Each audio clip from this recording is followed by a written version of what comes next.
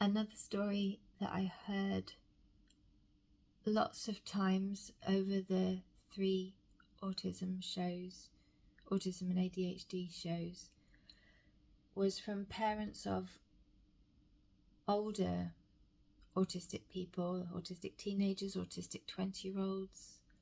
You're never too old to be your parents', little boy or little girl or little they. And it's parents who are worried but can't quite put their finger on why they're worried. They've just got this awareness that their offspring is struggling and they want to make it better. They've come because they're trying to find the thing that will make it better, that will make life easier for their offspring. And they sort of know it's not there because they recognize that the problems are structural and they can't, as a single person, beat that. But I talk to them about the narrative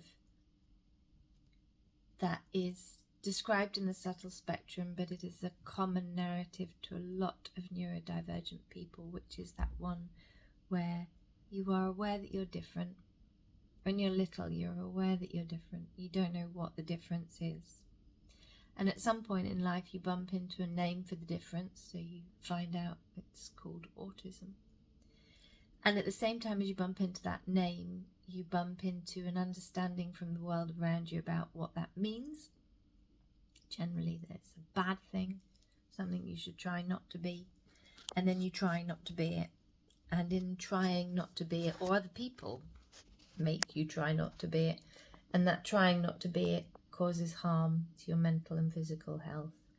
And at some point, you realise that no matter how hard you try, you are still it.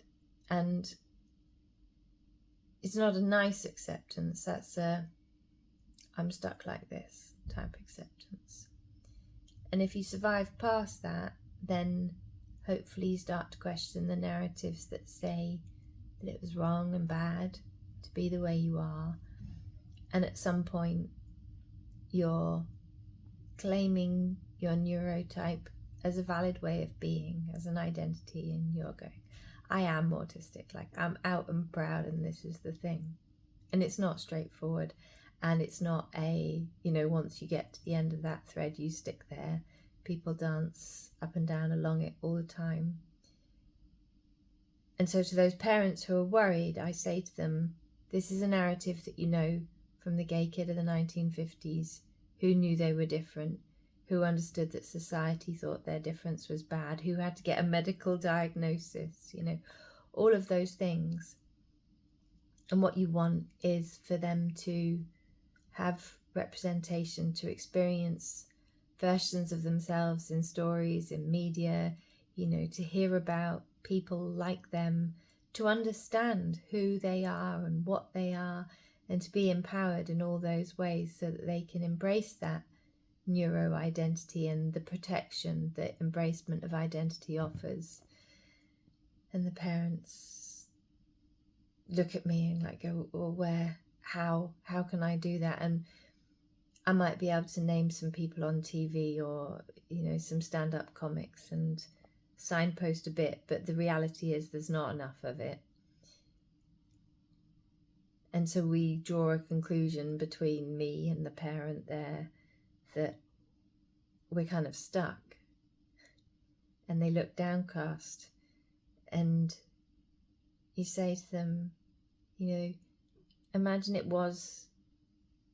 your child was the gay kid of the 1950s, and that their parent was at a convention to learn more about gayness, to meet other gay people, to, that kid would have been ahead of the game. And then I say to them, and that's what you are. That's what you're here doing. And I don't think they realise it until you say it.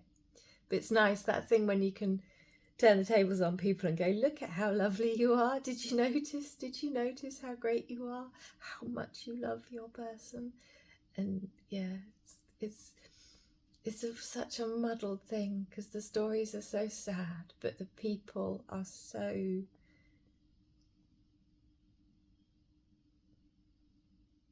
it's all the best bits of human that you see, right? The vulnerability and the love and the care and the just that willingness to do more and be more and try more. It's brilliant. It's brilliant stuff.